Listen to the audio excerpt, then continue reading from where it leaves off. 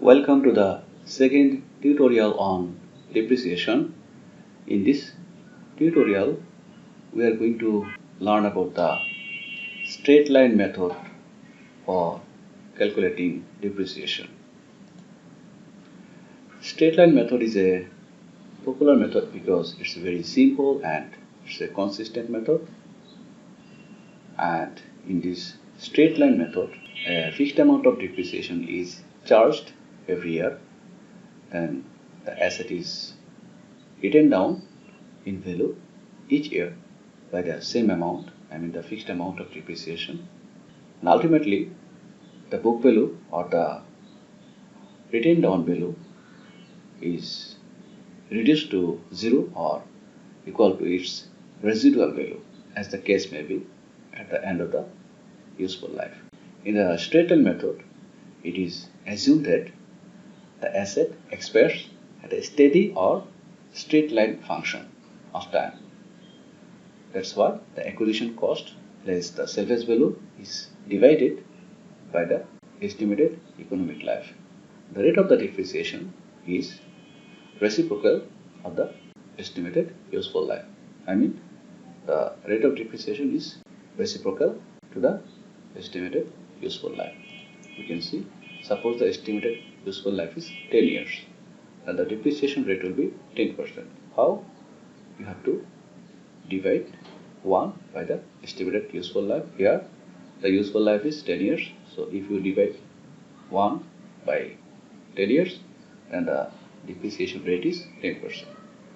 However, we can use a formula for getting the annual depreciation. That is, we need to deduct the residual value from the cost of asset to get the depreciable amount, and the depreciable amount should be divided by the estimated economic life. For example, you can see, suppose a machine cost 1,20,000 and it has a salvage value of 20,000 and it has a useful life of 10 years. So what would be the annual depreciation? We can see this is the cost price, this is the salvage value, and this is the useful life. So if we deduct the 20,000, the salvage value from the cost price, the depreciable amount is 1 lakh and the estimated useful life is 10 years. If you divide the 1 lakh by 10, then the annual depreciation is 10,000.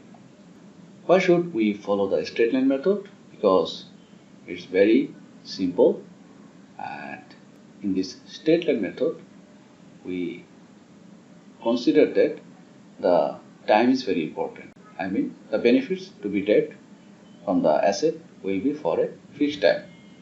As for example, lease asset, patents, copyrights, these are the example of asset from where we get benefits for a fixed time. For this type of assets, the assets from where we get benefits for a fixed time, we can apply straight line method. Besides, straight line method is followed whenever the following two conditions are satisfied. The first condition is the asset will render uniform service throughout the useful life, or the asset does not involve repair or maintenance cost during the service life. If these two conditions are met, then you can apply straight line method. We can see there are some advantages and disadvantages of straight line method. The advantages of straight line method are, it's very simple and it can reduce the book value of the asset to zero, and the valuation of asset each year in the balance sheet or in the statement of financial position is reasonably fair. On the other hand, the disadvantages of straight line method is that this straight line method ignores the fact that the service yielding ability of the asset fall while the repairs and maintenance cost increases with the passage of time. These issues are not considered in straight line method. there is a maintenance cost, and there is a reducing ability of the asset. These two issues are not considered in the straight line method. And if there is a necessity to purchase any additional asset, in that case, the depreciation under the straight line method should be recalculated. So that's the disadvantage of straight line method. But in considering the simplicity, the straight line method has an advantage. So how to record the depreciation under the straight line method? We can record the depreciation under the straight line method considering two aspects. The first method is when no provision for depreciation account is maintained. Another method is when the provision for depreciation account is maintained. In this tutorial, we are considering that we will maintain provision for the depreciation account. So if we maintain the provision for depreciation, what is the process of making record or making journal entries? We can see under the straight line method, if we consider the provision, then the journal is depreciation account debit and accumulated depreciation account credit, or provision for depreciation account credits. When the year passes, the balance of accumulated depreciation will increase since constant credit is given to this account in each accounting year. And after the useful life, these two accounts should be closed. For closing these two accounts, accumulated depreciation account should be debited and the particular asset should be credited. And if there is any balance, then the balance should be transferred to the profit and loss account. So the discussion is summarized here. If we maintain the provision for depreciation, the journal is depreciation account debit, accumulated depreciation account credit, and this depreciation should be transferred to profit and loss account. The journal is profit and loss account debit, depreciation account credit. For your easy understanding, I have given here an illustration. You can see, suppose B. Brown purchased a machine by check for Taka 90,000 on 1st January 2015. The probable working life was estimated at 10 years and the scrap value is 10,000. It was decided to write off depreciation by equal annual installment. That means the management has decided to maintain the depreciation following the equal annual installment, that is straight line method. Now you need to prepare the necessary journal entries as well as show the necessary ledger accounts, as well as show how to present those balances in the balance sheet or statement of financial position.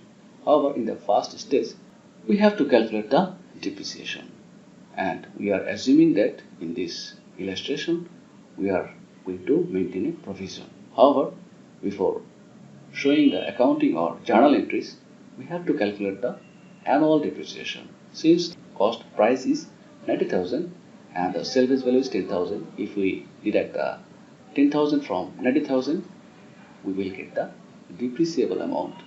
And if we divide the depreciable amount, which is 8,000, then if we divide by 10, because here the 10 is estimated useful life, then the annual depreciation is 8,000.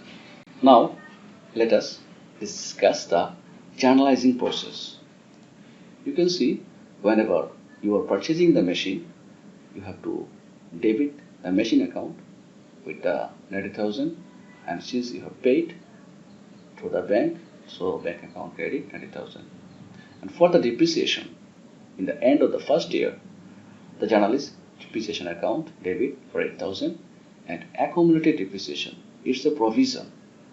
I am repeating, since you are considering that you will maintain a provision for depreciation, so the journal would be depreciation account debit and accumulated depreciation account credit. So this is the first year journal for the depreciation, and you have to transfer this depreciation to the profit and loss account. That's why profit and loss account debit and depreciation account credit.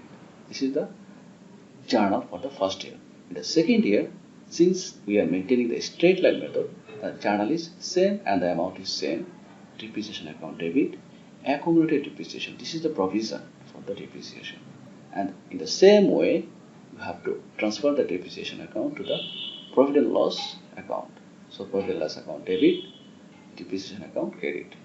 And if we show the process of preparing ledger from this journal, we can see these are the ledger which can be easily prepared if you know how to transfer the journal to the ledger.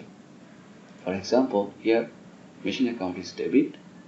So in machine account, in the debit side, you have to write the amount, then you have to write the opposite name. Here opposite name is bank, so bank is written. Balance for the first year, that is 90,000, and this balance is brought down here.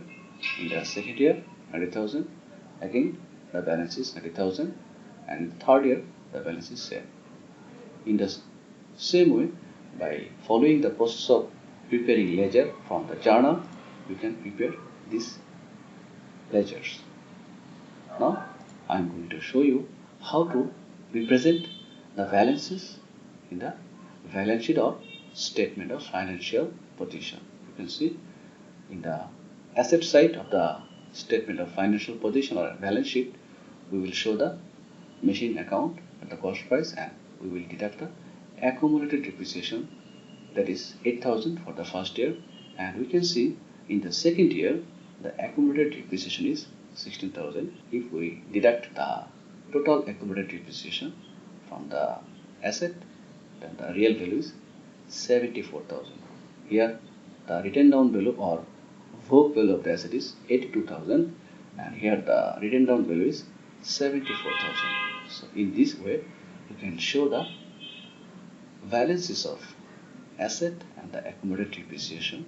So this is the process of accounting in the straight line method. Thank you.